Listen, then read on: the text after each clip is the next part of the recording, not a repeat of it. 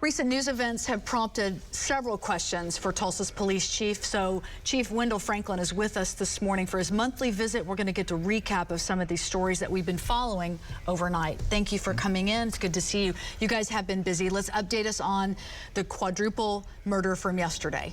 A quadruple shooting and one person died. Correct. Yeah, we know that these individuals knew each other. We are working with the victims now and we have a shooter. We have identified that shooter, and we're actively searching for that shooter at this time. You're not releasing that information, though, but as Captain Muhlenberg said last night, do you consider this person armed and dangerous? We do consider the person armed and dangerous. We're still working the case. We've recovered a lot of evidence. I know detectives were out late last night, early this morning, and we continue to hunt for the shooter. The people involved in that, are they being cooperative? Are they communicating with you that they are giving you information that's helpful?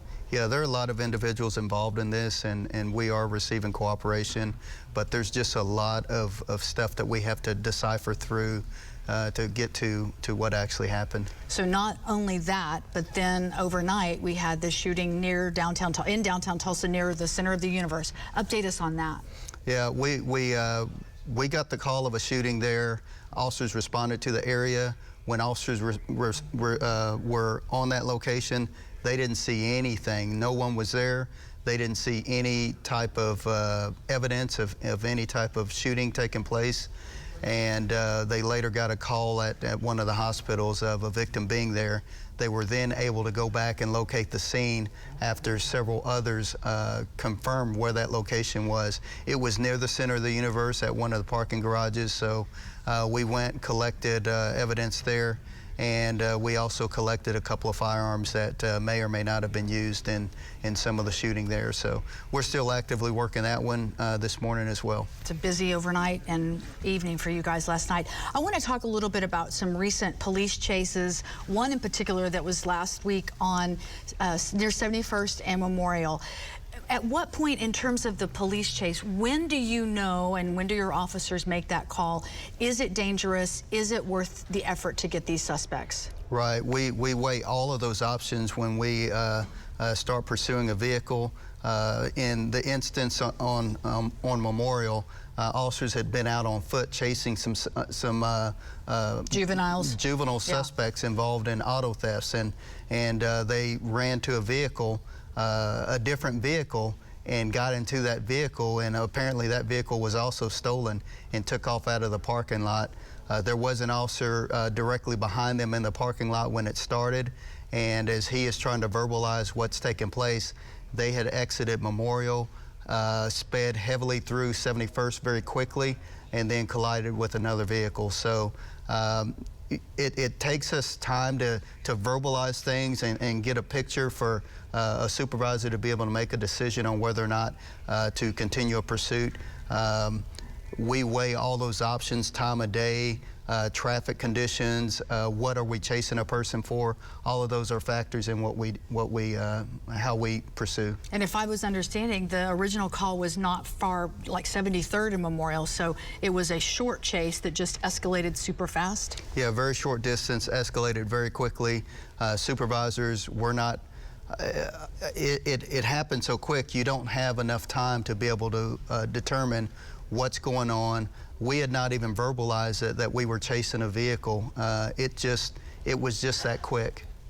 I want to also ask, we've had a couple of incidents where homeowners, and a home invasion actually, defending their property. Let's clarify the Make My Day law.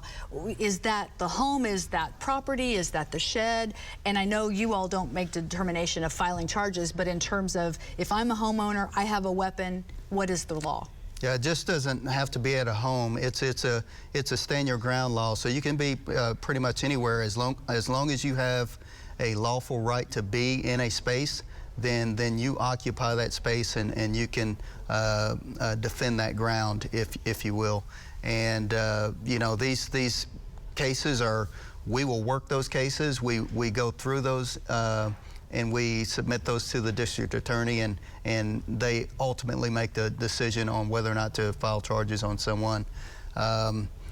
they are all unique. The circumstances are all unique, and there have been some where the district attorney has filed charges on, and others that he has not. So it's a case-by-case basis. Right. Well, what is your message as we wrap up to Tulsans right now? Because after a night like we've had, a day like we've had, those incidents, they can put people on edge. They can, and we've had about a week of every day there's something in the news about some gun violence, and we need to make good decisions, and we need guns out of the hands of individuals who make bad decisions. That's what we deal with in law enforcement, people making bad decisions. And ultimately, that is the ultimate goal, is to take the guns out of those individuals' hands. We have a pretty robust crime gun unit that works hard to get guns out of the hands of people that shouldn't have them. We have a great homicide unit that works just as hard. And again, I can't forget the patrol officers and our street crimes units that are out there on a daily basis looking for those enforcement opportunities to take those guns out of the hands of people that shouldn't have them. Chief Franklin, I appreciate you coming in today and giving us an update. We'll see you next time. Thank you.